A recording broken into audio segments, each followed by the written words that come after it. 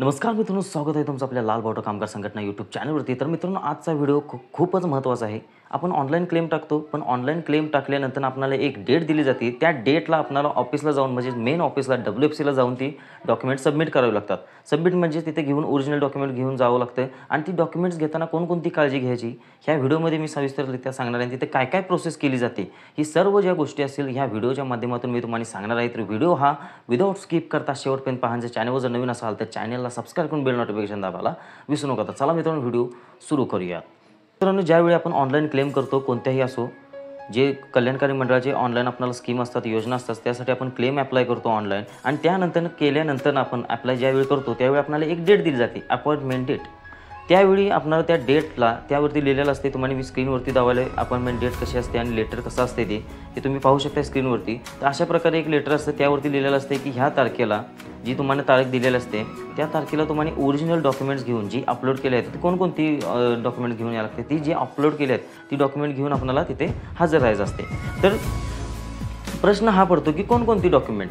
तर अशी एक कमेंट आली होती की कोणकोणती डॉक्युमेंट आपल्याला अपलोड करावी लागते। तर मित्रांनो, जी डॉक्युमेंट्स आपण अपलोड करतो, ज्यावेळी क्लेम्स आपण करतो त्यावेळी जी डॉक्युमेंट्स आपण अपलोड करतो तीच डॉक्युमेंट्स ओरिजिनल घेऊन जायचं आहे, फोटोकॉपी चालणार नाही। कारण तुम्हाला माहितीसाठी सांगतो मित्रांनो, ज्यावेळी तुम्ही फोटोकॉपी घेऊन जाता त्यावेळी तुम्हाला तिथूनच परत पाठवलं जाईल मित्रांनो आणि तुमचा जो क्लेम असेल तो रिजेक्ट केला जाईल।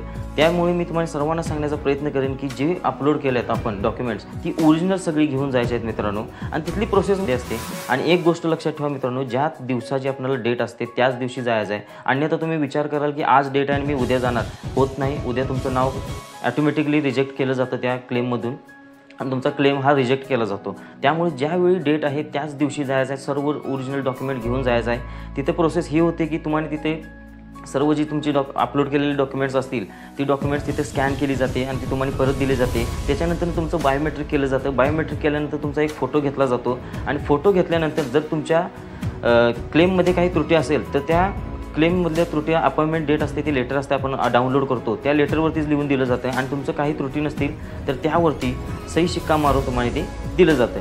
आणि सही शिक्का झाल्यानंतर आपले तिथे सिग्नेचर घेतली जाते की आपण ह्या तारखेला WFCला व्हिजिट केले आणि आपली जी सर्व डॉक्युमेंट्स असेल ती आपली योग्यरित्या त्यांनी स्कॅन करून घेतली आहे। तर अशा प्रकारे मित्रांनो काळजी घ्यावी लागते, ओरिजिनल डॉक्युमेंट घेऊन जायचं मित्रांनो। रिजेक्ट झालं तरी काही प्रॉब्लेम नाही मित्रांनो, तुम्ही परत एकदा टाकू शकता मित्रांनो आणि डॉक्युमेंट्स ह्या ओरिजिनल घेऊन जावा मित्रांनो।